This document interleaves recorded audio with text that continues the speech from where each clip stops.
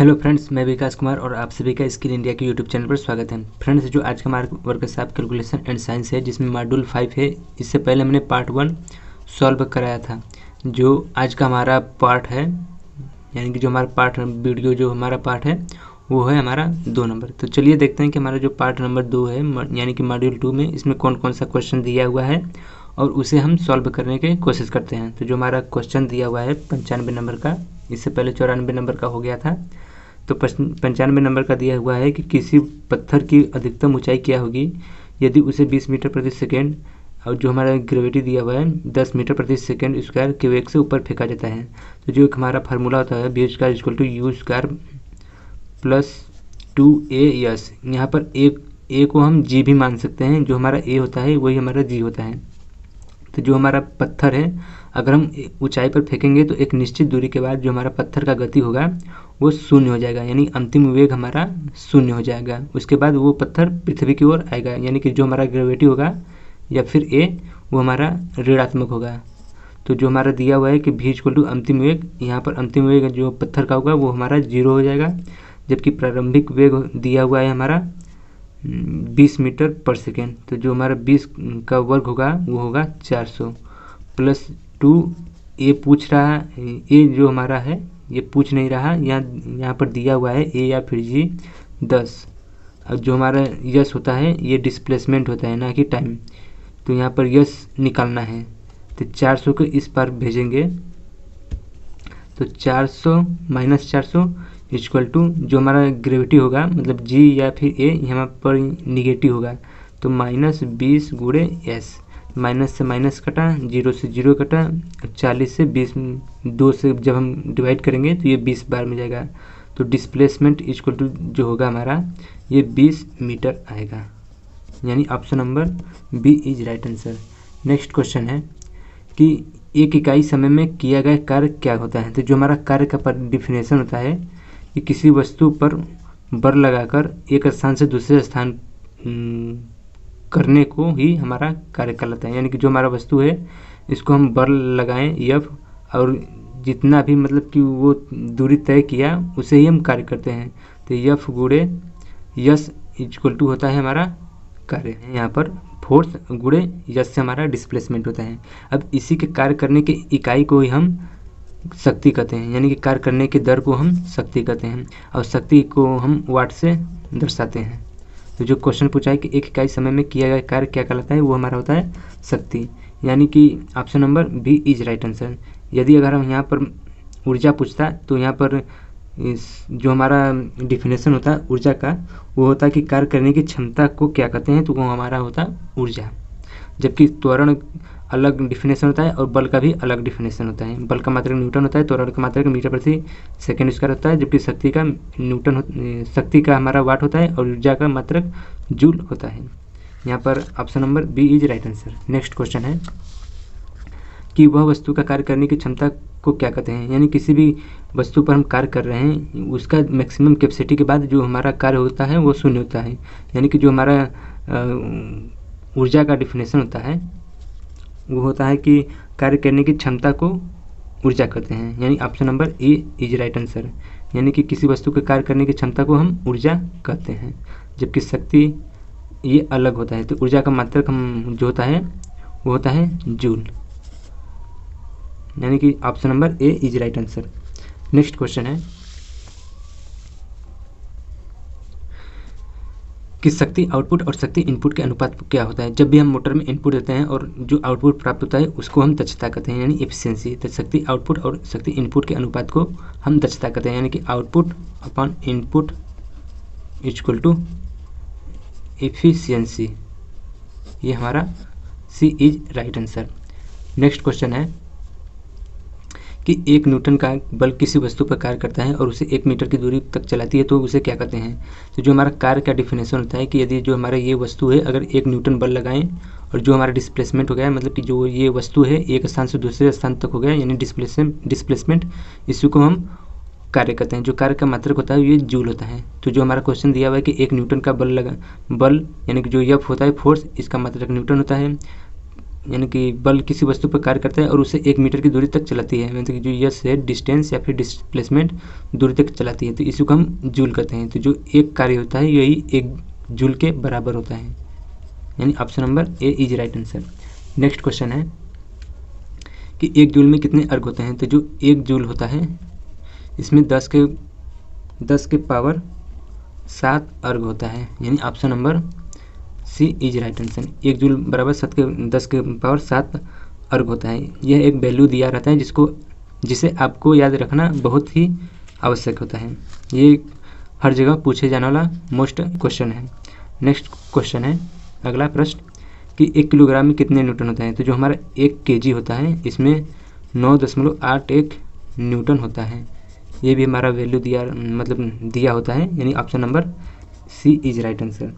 Next question है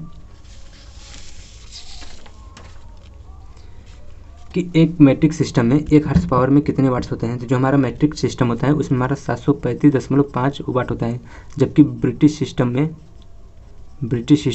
746 वाट होता है। यानी हमारा पूछा किस में है, मैट्रिक सिस्टम में, यानी 735.5 वाट्स होगा। यही हमारा अगर ब्रिटिश सिस्टम दिया होता तो 746 वाट होता है। यानी कि जो हमारा नेक्स्ट क्वेश्चन है कि ब्रिटिश सिस्टम में 1 हॉर्स पावर में कितने वाट्स होते हैं, तो यह हमारा होता है 746 वाट, जबकि मैट्रिक में 735.5 वाट होता है। ये मैट्रिक में होता है। नेक्स्ट क्वेश्चन है कि मैट्रिक सिस्टम में 1 हॉर्स पावर के समतुल्य इकाई क्या होता है। तो जो हमारा मैट्रिक सिस्टम होता है ये भी हमें रटा याद होना चाहिए कि 75 किग्रा मीटर प्रति सेकेंड जो होता है वही हमारा 1 हॉर्स पावर मैट्रिक सिस्टम में होता है, यानी option number A is right answer. Next question है कि स्थितिज ऊर्जा का सूत्र क्या होता है। तो हमारा ऊर्जा 2 तरह के होते हैं, एक स्थितिज एक होता है गतिज। यदि गतिज का पूछा होता है तो 1/2 mv² होता है, यानी ये गतिज का होता है। तो हमसे पूछा है कि स्थितिज का, तो स्थितिज का होता है mgh, यम द्रव्यमान, जी ग्रेविटी, h ऊंचाई होता है, यानी option number A is right answer. यानी कि mgh जूल होता है, यानी स्थितिज ऊर्जा का सूत्र है। ऊर्जा का जो इकाई होता है वो हमारा जूल होता है, इसलिए हम mgh जूल लिखते हैं। जो अगला क्वेश्चन है कि गतिज ऊर्जा का सूत्र क्या होता है। तो गतिज ऊर्जा का सूत्र होता है हाफ mv², जबकि स्थितिज ऊर्जा का mgh जूल, यानी जो हमारा ऑप्शन होगा B is right answer, half mv² joule. Next question है कि यदि 250 न्यूटन बल के किसी वस्तु पर कार्य करता है और वस्तु 15 मीटर की दूरी तक चलती है तो कितना कार्य होता है। यानी कि जो हमारा वर्क होता है, वर्क का फार्मूला फोर्स गुणे डिस्प्लेसमेंट, तो डिस्प्लेसमेंट को हम एस से दर्शाते हैं। तो जो हमारा फोर्स दिया हुआ है 250 न्यूटन दिया हुआ है, जबकि डिस्प्लेसमेंट हमारा दिया हुआ है 15। जब इसका हम मल्टीप्लाई करेंगे तो 15 0 0 15 5 75, 15 दूनी के 30 7 37, यानी 3750 हमारा जूल आएगा, यानी option number D is right answer. Next question है कि यदि 250 ग्राम द्रव्यमान के एक वस्तु 30 मीटर की ऊंचाई पर हो तो स्थितिज ऊर्जा कितनी होगी। तो जो हमारा स्थितिज ऊर्जा का फार्मूला होता है mgh, m से होता है मास, g से होता है ग्रेविटी, h से होता है ऊंचाई। तो जो हमारा द्रव्यमान दिया हुआ है 250, जबकि ग्रेविटी 9.8 होता है, और h मतलब कि हाइट जो हमारा दिया हुआ है वो है 30।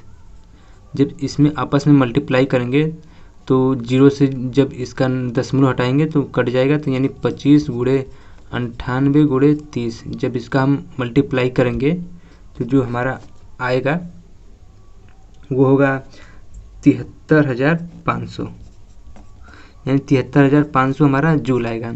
लेकिन ऑप्शन में हमारा किलो जूल दिया हुआ है, तो यानी हम इसमें 1000 का भागा करेंगे तो 2 0 से 2 0 कट जाएगा। जब 10 ऊपर जाएगा तो हमारा यहाँ पर एक अंक पर पॉइंट लग जाएगा, यानी 73.5 किलो जूल हो जाएगा, यानी 73.5 किलो जूल, यानी कि option number D is option number B is right answer. Next question है कि यदि 250 किग्रा, यानी कि हमारा जो मास दिया हुआ है वो है हमारा 250 किग्रा kg, जबकि जो हाइट दिया हुआ है यानी h इक्वल टू दिया हुआ है 20 मीटर, जबकि हमारा ग्रेविटी होता है 9.8 होता है।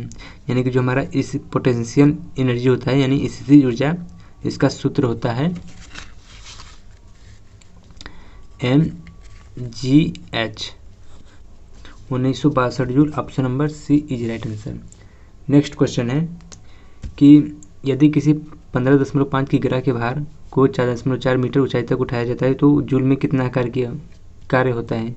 यानी कि जो यहाँ पर कार्य का फार्मूला होता है फोर्स गुणे डिस्प्लेसमेंट।